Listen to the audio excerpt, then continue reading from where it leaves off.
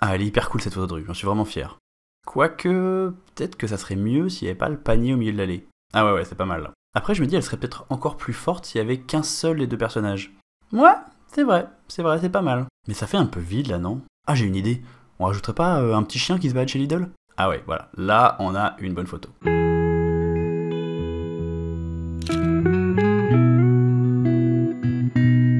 Aujourd'hui, on va se faire exploser le cerveau. Les très récentes mises à jour de Lightroom et Photoshop, les logiciels d'Adobe, intègrent des outils d'intelligence artificielle qui changent absolument tout. C'est une vraie révolution. Je vais vous faire une petite démonstration. Alors je découvre quasiment en même temps que vous. J'ai un petit peu joué ce matin et j'ai vraiment envie de vous montrer ça parce que je trouve ça complètement dingue. L'idée de cette vidéo, c'est pas de faire un débat sur est-ce que c'est une bonne chose, est-ce que c'est une mauvaise chose, est-ce que ça change la photo, est-ce que c'est plus de la photo, est-ce que ça va faire disparaître la photo.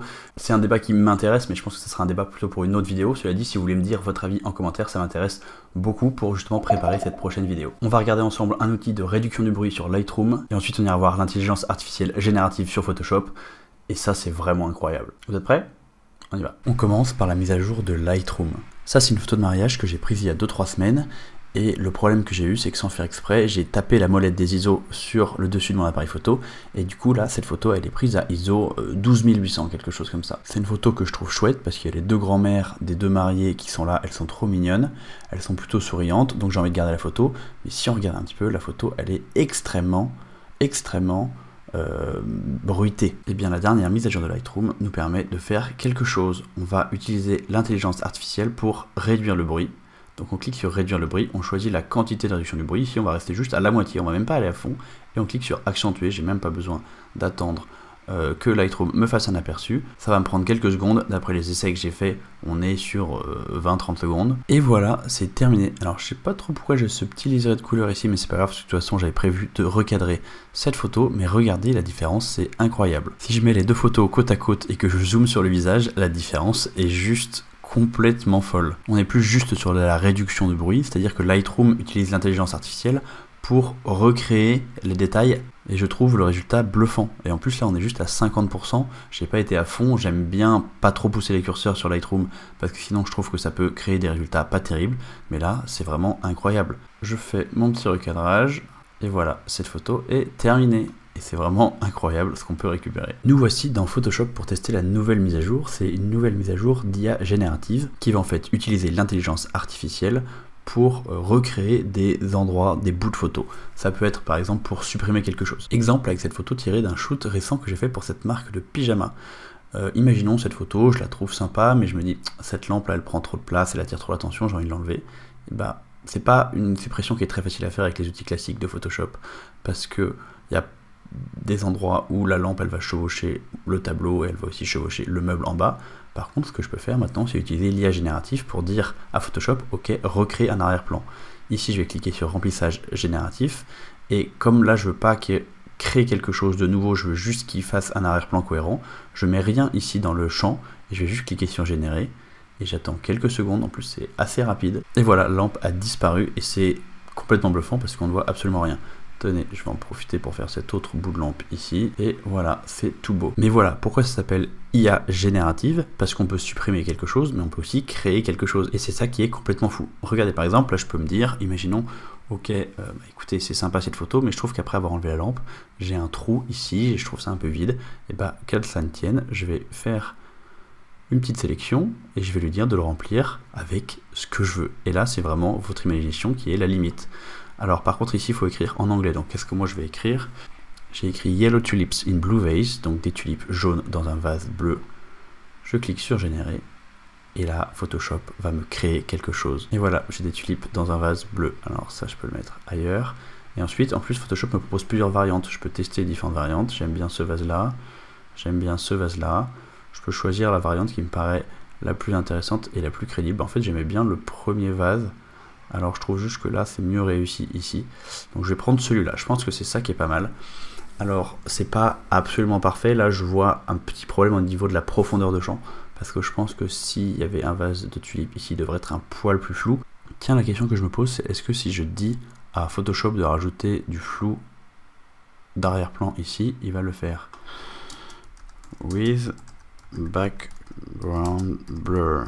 Et ben vous voyez les nouvelles itérations de Photoshop, il me propose 3 nouvelles possibilités, et là on a effectivement, alors pas sur celui-là, mais sur les 2 premiers, on a effectivement un petit flou d'arrière-plan, et du coup les tulipes elles sont beaucoup plus crédibles. Donc ça mérite encore peut-être quelques essais et quelques fignolages, mais c'est vraiment hyper impressionnant. Ça change complètement la manière qu'on a d'utiliser Photoshop, parce que tout va devenir facile. Supprimer n'importe quel élément qui nous gêne va devenir extrêmement facile, et rajouter des éléments qui nous intéressent va devenir extrêmement facile. Et ce qui est très différent des autres intelligences artificielles qu'on a vu arriver depuis quelques mois, comme Midjourney qui permettent de générer des images, c'est qu'ici on est vraiment sur un mix. Donc la génération d'images elle se fait à l'intérieur d'une vraie photo, et du coup ça floute complètement la limite entre ce qui est vrai et ce qui est pas vrai. C'est assez bluffant, même si je dois avouer que à certains niveaux c'est un petit peu flippant aussi. Tiens, je vais voir si je peux lui rajouter un petit truc, là je vais lui mettre, tiens ici, verre de jus d'orange. Un peu joli, fancy, glass with orange juice. Qu'est-ce qu'il va me donner?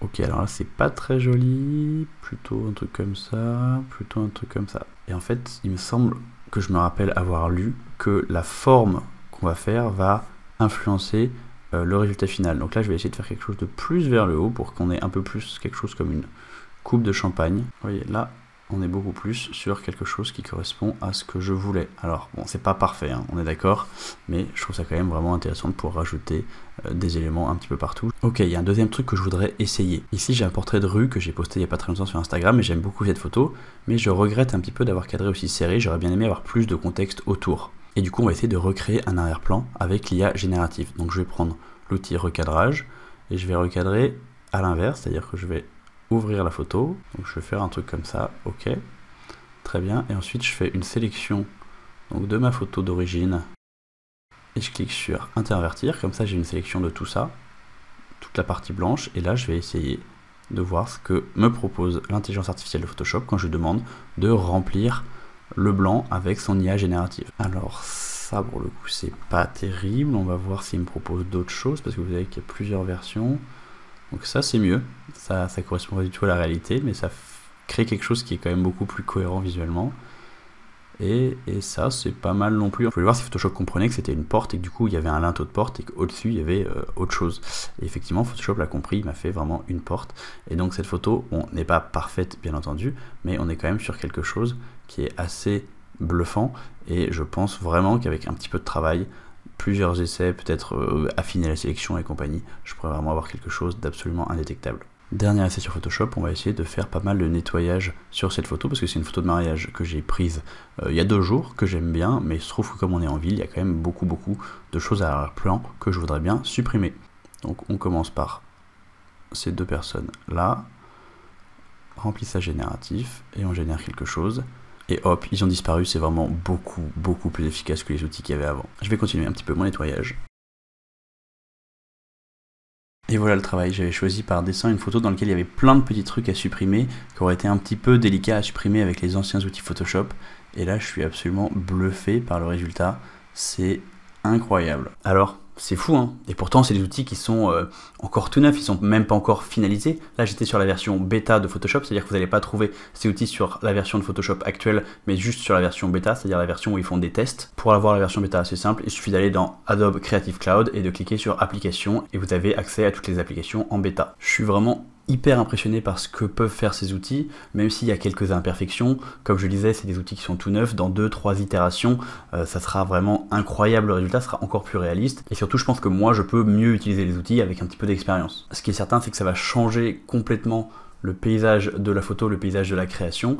Moi pour l'instant je vois ça comme des outils, donc en tant que photographe professionnel, si c'est des outils qui peuvent me faire gagner du temps, tant mieux. De toute façon je supprime des petites choses et des petits éléments dans mes photos de mariage quand ils me gênent, c'est juste que j'avais l'habitude de le faire avec des outils qui étaient assez lents et fastidieux, et là si je peux le faire en un clic et que ça me prend 2 secondes, évidemment que je vais le faire, le résultat est le même et ça me fait gagner du temps pour moi, il n'y a même pas à se poser la question. Et puis la correction du bruit sur Lightroom quoi. On va bientôt vivre dans un monde où les ISO qu'on va choisir quand on prend une photo n'auront plus aucune importance. Parce que de toute façon, même en montant extrêmement beaucoup en ISO, on va être capable de rattraper ce bruit grâce à ces outils-là, et du coup, l'ISO deviendra pas important. C'est-à-dire qu'on pourra faire des photos quasiment dans le noir, avec des ISO à 100 000 ISO, et quand même se retrouver avec une photo correcte. C'est fou, hein. Si je voulais faire cette vidéo aujourd'hui, c'est parce que je trouvais que c'était une très bonne introduction à ma vidéo de dans 2 jours, dimanche, la vidéo qui sort qui s'appelle « Faut-il avoir peur de l'intelligence artificielle ?» Vous allez voir, c'est une vidéo dans laquelle je teste encore un autre outil d'intelligence artificielle avec des résultats waouh, c'est vraiment extrêmement impressionnant. Mais du coup, dans la vidéo qui arrive dans 2 jours, je réfléchis un petit peu plus à comment nous, photographes, on doit se positionner par rapport à ces nouveaux outils. J'espère que cette vidéo vous a plu, que vous avez appris quelque chose. Si vous êtes un photographe débutant, j'ai créé une formation 100% gratuite qui s'appelle le pack photographe débutant. Il suffit de cliquer sur le lien dans la description et je vous envoie tout ça. Pensez à vous abonner à cette chaîne, bien entendu. Pensez à me suivre sur Instagram et à dans 2 jours pour la fameuse vidéo.